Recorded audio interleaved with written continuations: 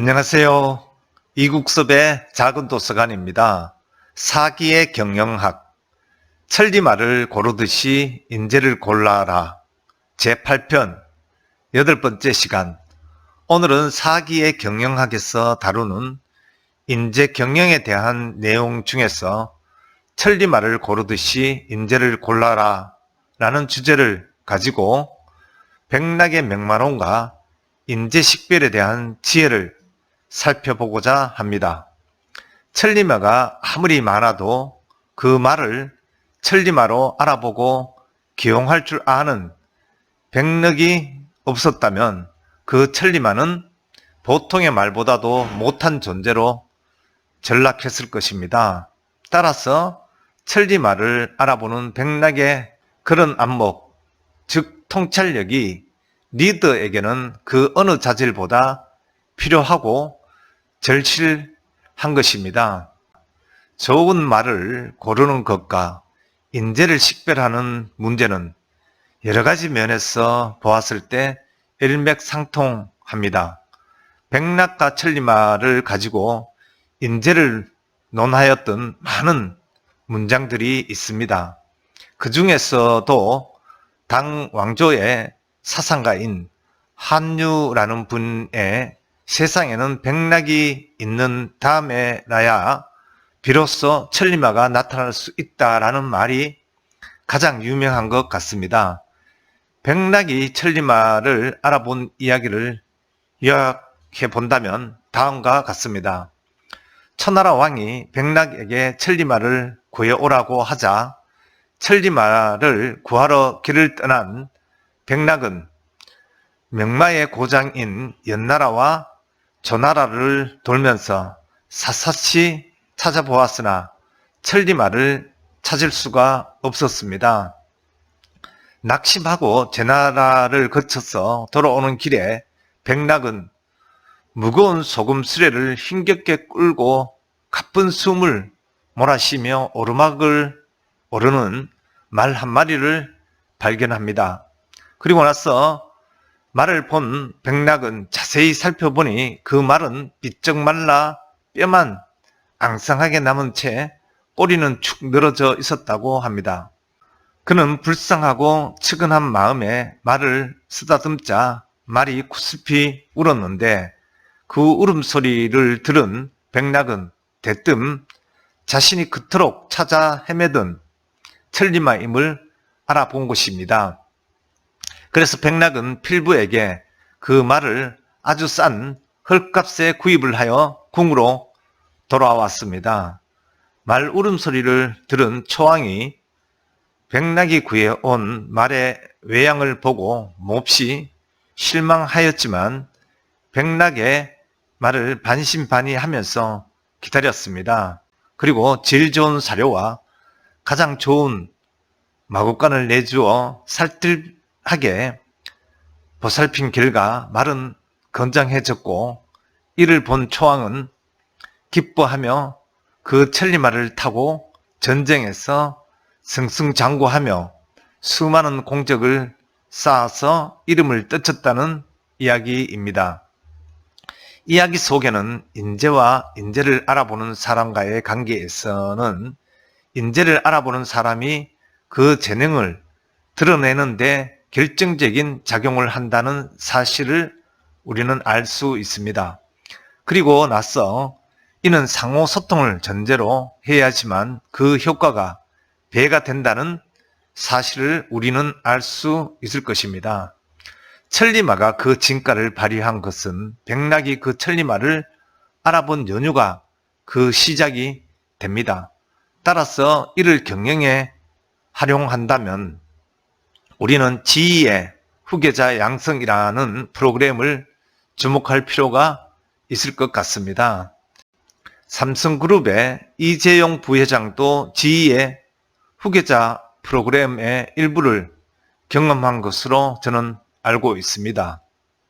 지희의 후계자 프로그램이라는 것은 지희의 위상으로 인하여 세계 최고의 최고 경영자 공장으로 알려져 있습니다.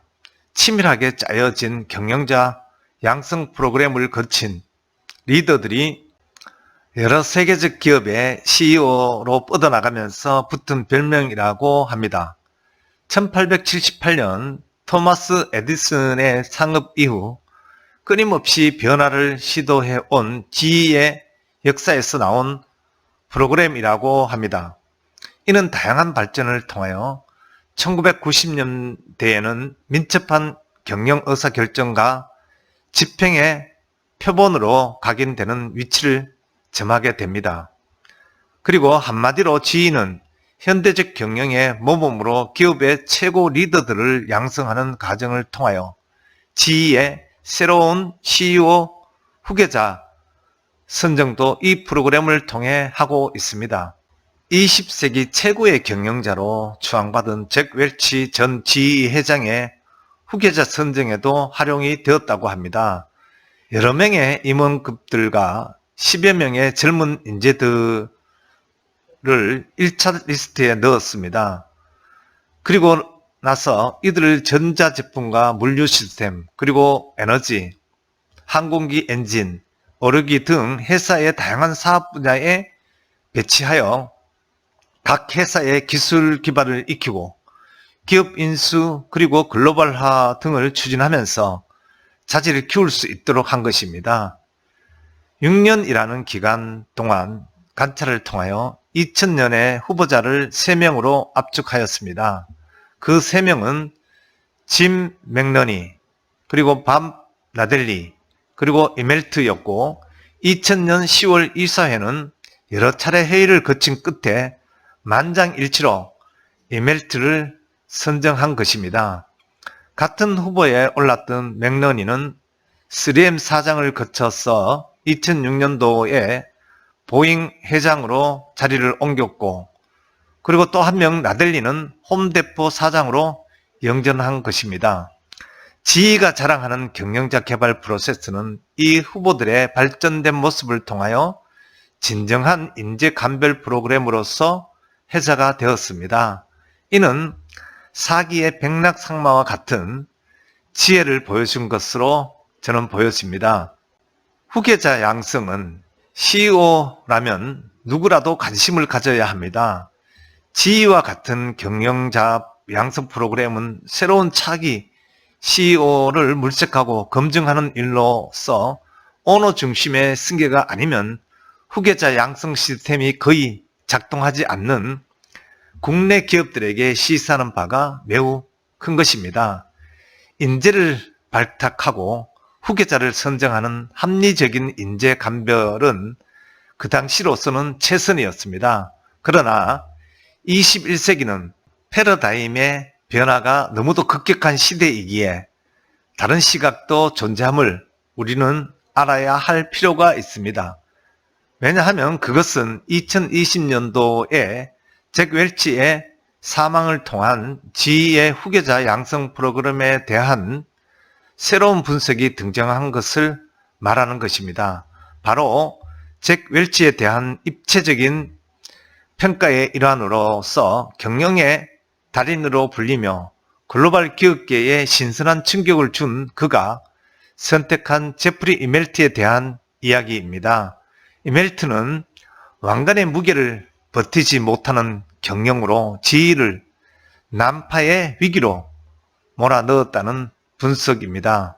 2020년도에 현재 GE는 레리 클프 CEO의 주도로 강도 높은 구조조정에 돌입하는 등 어려운 시기를 보내고 있기 때문입니다. 제프리 이멜트는 체질 개선에 명확한 포인트를 찾아내지 못했다는 평가를 받는 것입니다. GE의 어려움은 한때 경영의 신으로 불렸으나 지나친 고효율 추구 및 문어발 확장으로 제조업 시대의 프레임에 갇혀버린 잭 웰치의 패착이라는 분석입니다. 시대에 맞지 않는 유연하지 못한 대처로 인하여 그에 대한 부작용이 제프리 이멜트의 발목을 잡은 것입니다. 현재 21세기는 시대의 흐름을 명확하게 파악하고 그 흐름의 물결을 선도할 유연한 사고의 선구자들을 파격적인 인사를 통해 기업이 키워나가야 하며 그를 통한 안정을 꾀하는 지혜를 지내야 하는 것입니다. 물론 그 과정은 백락의 청리마와 같이 기본적인 자질을 갖추고 있어야 하는 인재를 보는 눈도 갖고 있어야 합니다.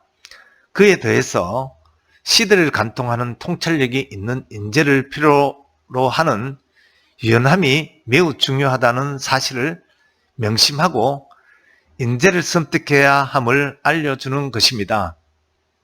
여러분에게는 인재 발탁 프로그램에 있어 무엇을 기준으로 할지를 정하고 반드시 시대의 패러다임을 읽으면서 선택하는 지혜를 갖기를 바라 봅니다. 오늘은 여기까지 말씀드리겠습니다. 다음에 9편에서 찾아뵙도록 하겠습니다. 고맙습니다.